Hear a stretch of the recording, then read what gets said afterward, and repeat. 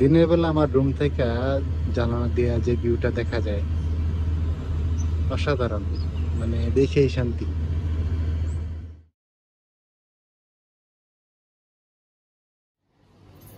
আজকে আমি আমার হোস্টেলের রুমটা চেঞ্জ করছি।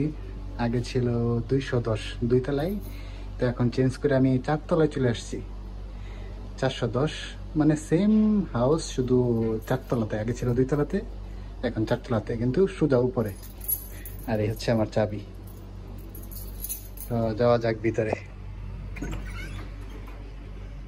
এই হচ্ছে নতুন হাউস।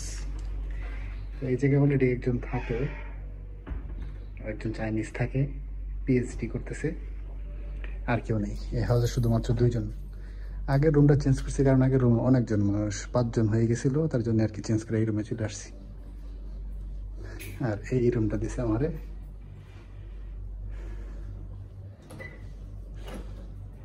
তো এই হচ্ছে রুমের ভিতরের অবস্থা, পুরাই ফাঁকা।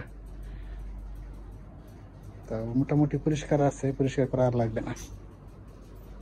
তো মূলত এই রুমগুলা ডাবল বেড, 2জনের জন্য শেয়ারিং, কিন্তু আপাতত যেহেতু স্টুডেন্ট নাই তাই আমি একাই থাকবো। 2টা বেড আছে, এই যে একটা বেড, আর হচ্ছে এই যে আরেকটা। কিন্তু একটার মধ্যে বালিশ আছে আর একটার মধ্যে বালিশ নেই, সমস্যা নাই। আর 2টা করে টেবিল দেওয়া আছে। এই যে একটা টেবিল, আমি এই টেবিলে ইউজ করব। আর একটা টেবিল হচ্ছে এই যে, 2টা টেবিল দেওয়া আছে। তো এইখান থেকে এখন যেহেতু রাত তেমন দেখা যাবে না, এখান থেকে আবার বাহিরে অনেক সুন্দর দেখা যায়, বাইরের দৃশ্যটা অনেক সুন্দর দেখা যায়। কালকে দিনের বেলা হয়তো বা দেখা যাবে। আর সব কিছুই ঠিক আছে। আগে যে রুমে আসছিলাম ওই রুমে এসি রিমোট ছিল না, কিন্তু এই জায়গায় এসে রিমোটটা পেলাম। এসিও কাজ করে, ফ্যানও ঠিকঠাক কাজ করে, সমস্যা নাই।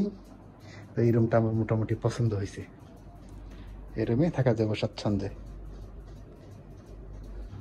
এটা একটা আলমারি, এটা দেখি একপাশে একটু ভাঙা। আমা ভিতরে দেখি হ্যাঙ্গারও আছে এই পাশে, অনেকগুলো হ্যাঙ্গার আছে। তো এই যে জামা কাপড় রাখার জন্য আর কি, সমস্যা নাই, চলবে।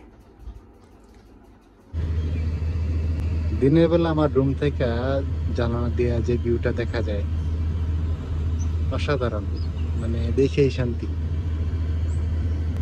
আজকে তাও একটু মেঘ জমে আছে, তার জন্য বেশি ক্লিয়ার দেখা যায় না। মেঘ না থাকলে অনেক সুন্দর লাগে, আরো সুন্দর লাগে।